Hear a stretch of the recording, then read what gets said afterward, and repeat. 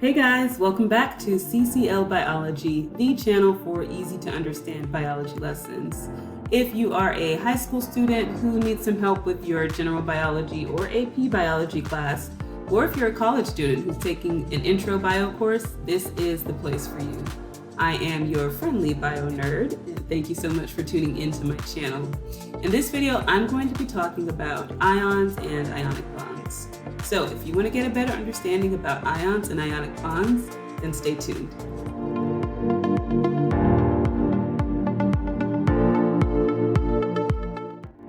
While you're here, don't forget to hit the like button below if you find this video to be helpful. And if you want more easy to understand biology lessons, then be sure to subscribe to my channel and click the notification bell to get updates about new videos that go up every week. Okay, as I said, we're going to be talking about ions and ionic bonds. We'll take a look at what ions are, how they're formed, and how they bond with other ions. Now, what are ions? Ions are atoms or molecules that have an electric charge. This means that the number of protons in that atom or molecule is not equal to the number of electrons in that same atom or molecule. There may be more protons, in which case we get a positively charged ion, like we see here with the sodium ion, or there may be more electrons, in which case we get a negatively charged ion, like we see with the fluoride ion here. As a side note, if there is an equal number of protons and electrons in the atom or molecule, we call that a neutral substance rather than a charged substance. Now, ions are never neutral. They always have an electric charge. Now, ions stem from atoms and molecules. In other words, an atom or molecule can become an ion. How does this happen? Well, to answer that, let's focus on atoms for a second, and then I'll bring it back to ions. Now, atoms have shells that hold electrons, and they want to have the maximum number of electrons that their shells can hold. When they achieve this, they are considered complete, and then they don't have to go around trying to find other atoms to grab electrons from or give electrons to, aka to have chemical reactions with. But on the other hand, if an atom is incomplete, then it is going to react with other atoms to try to get the maximum number of electrons that it can hold. Now, I talk more about that maximum number of electrons thing in my valence electrons video, so I will put that link in the description box below. Sometimes atoms will come together to share their electrons. The bond that they form when they do this is called a covalent bond. And those atoms, that unit of shared atoms, then becomes a molecule. But other times, they don't want to share. One atom just becomes selfish and wants to completely take an electron from the other atom, not share it. Clearly, that atom struggled in kindergarten when it came to sharing. So examples of these selfish kind of atoms are fluorine, chlorine, pretty much the halogens that you see here in the periodic table. But not just them, even oxygen over here can be a little selfish at times. Now, these atoms are willing to share if that's the best option. They'll do that. But if they can straight up just take an electron or two or three, then they'll do that. Well, as nature would have it, there happen to be other atoms that will just go ahead and give away 1, 2, or even 3 electrons. And so I'll call these giveaway atoms. And they make perfect partners for our selfish atoms, which I'll call the takeaway atoms. Okay, so stay with me. We've got giveaway atoms and takeaway atoms. Now, the atoms that will give away electrons are the metals. So you see them here. We've got alkali, alkaline earth, transition, and basic metals. Now, the periodic table is set up so that the chances of an atom giving up an electron decreases as you go from left to right on the periodic table.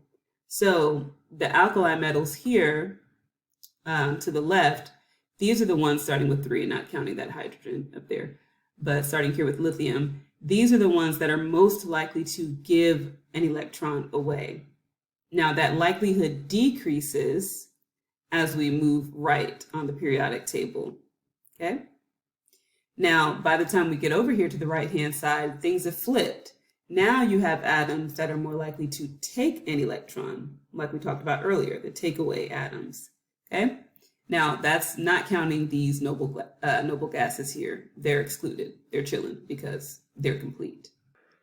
Okay, now what does all that have to do with ions? Well, let's look at two atoms. We're going to look at the potassium atom and the chlorine atom as an example. Now, potassium is a giveaway atom, whereas chlorine, in this case, is a takeaway atom. So if you have a giveaway atom that wanders closely enough to a takeaway atom, like we've got here, something may just go down. There's a good chance that we'll have an electron transfer between the atoms. The takeaway atom will take away the number of electrons that it needs from the giveaway atom to get its maximum. So what does that mean? This chlorine atom, which is our takeaway atom, and needs just one more electron to be complete, is going to take one electron from the potassium atom, which is willing to give away one electron, okay? So typically, or ideally, takeaway atoms prefer to wander up and meet giveaway atoms that have the exact number of electrons that they need to be complete. But they will still do electron transfers with giveaway atoms that have fewer electrons. So in this case, this is the ideal scenario. The takeaway atom needs one more electron. The giveaway atom is trying to give away just one electron, so perfect match. Now, once the electron transfer has occurred, these particles have now gone from atoms to ions. Now, let's look at this. The number of protons in the potassium atom is now unequal to the number of electrons. So with the atom, we had 19 protons and 19 electrons in that potassium atom. Now here with the potassium ion, we still have 19 protons, but now we have only 18 electrons, okay? If we look at the chloride ion, we see the same thing. In the chlorine atom, we had 17 protons and 17 electrons. But now in the chloride ion, we still have 17 protons, but now we have 18 electrons, okay? And chlorine, chloride, same basic elements, just we switch the name when we're talking about ions. It's just a funny thing. No need to worry about it right now. So that's how ions are formed. They're formed from electron transfers between atoms or molecules. The atom or molecule that took electrons away, the takeaway atom, is now going to have more electrons than protons. So it's going to be a negative ion or an anion. Meanwhile, the atom that allowed an electron or two or three to be taken away is now going to have fewer electrons than protons. So it is a positive ion or a cation. Now, we've answered the question of what ions are and how they're formed. Now, I need to emphasize something that sometimes goes over students' heads. Now, what we looked at here with the potassium atom and the chlorine atom was an electron transfer between two neutral atoms, meaning atoms without a charge.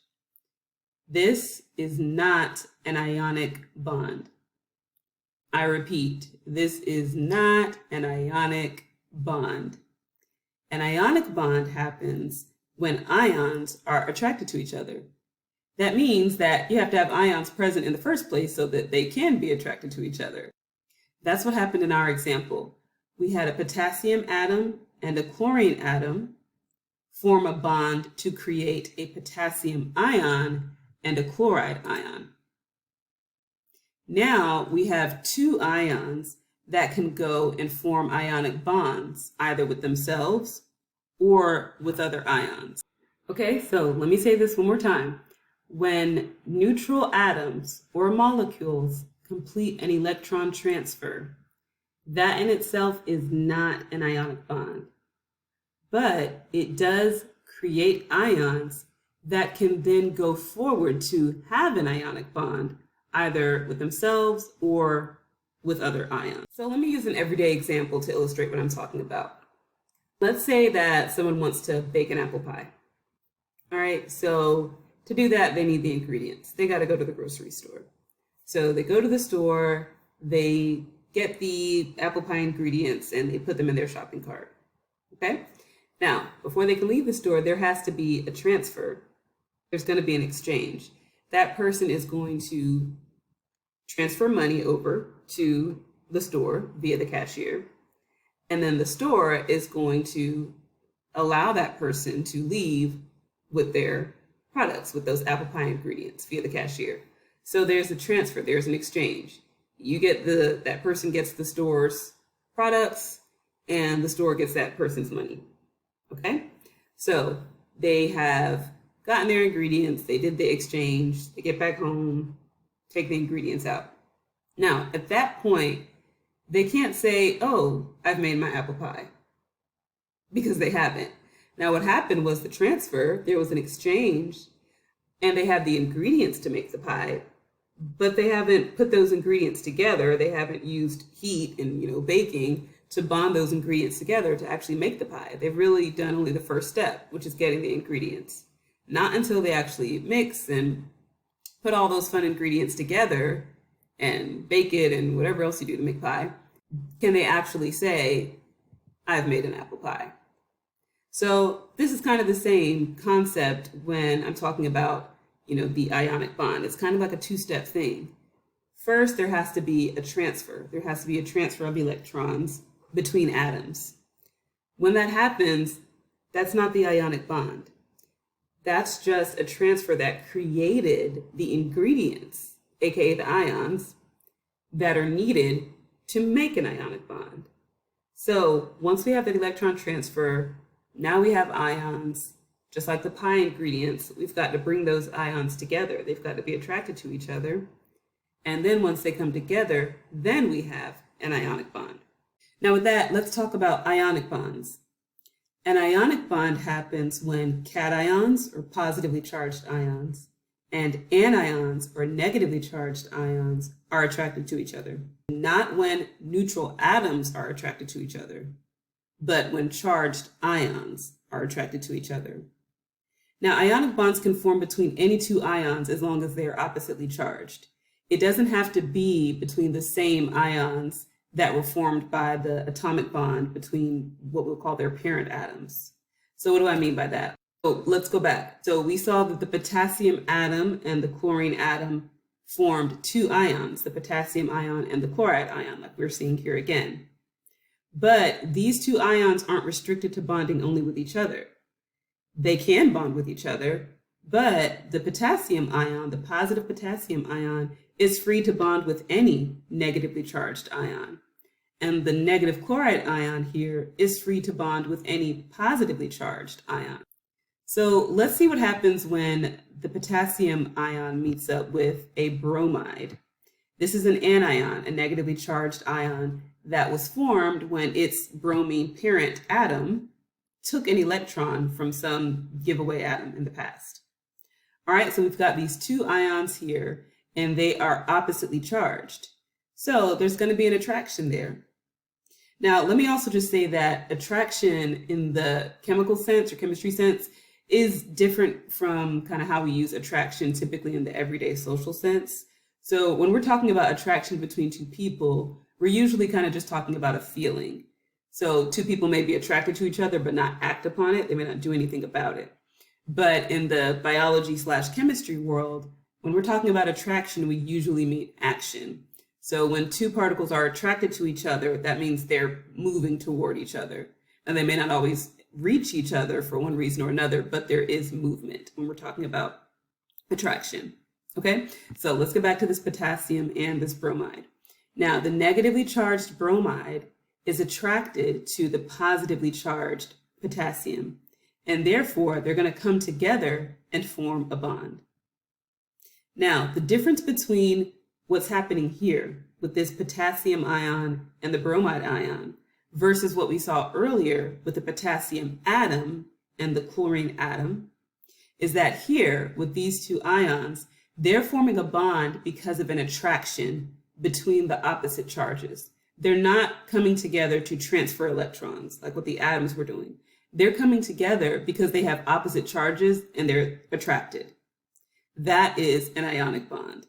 Now, what about our friend, the chloride that we formed earlier? Well, let's say that the chloride ion runs into a sodium ion, one that was formed when its sodium atom parent gave an electron to some takeaway atom in the past. Now we're going to see the same thing. These oppositely charged ions are attracted to each other and they form an ionic bond. Now, the potassium bromide and this sodium chloride that are formed are called ionic compounds. Now, I'll talk about ionic compounds in an upcoming video.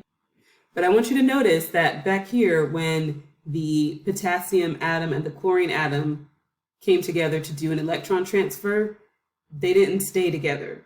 Their electron transfer resulted in two independent ions, the potassium ion and the chloride ion, that then went on to bond with other ions. On the other hand, when ions bond, they form compounds, so they're together. Okay, so again, be sure to look out for my upcoming video when I talk more about that. Well, that is it for today's video. I hope it was helpful for you. If so, please leave a thumbs up in the comments section below. And if you have any questions, then please type those in the comments and I will do my best to provide you with an answer. Thanks again so much for watching CCL Biology. That is Christ-Centered Life Biology. God bless and bye-bye.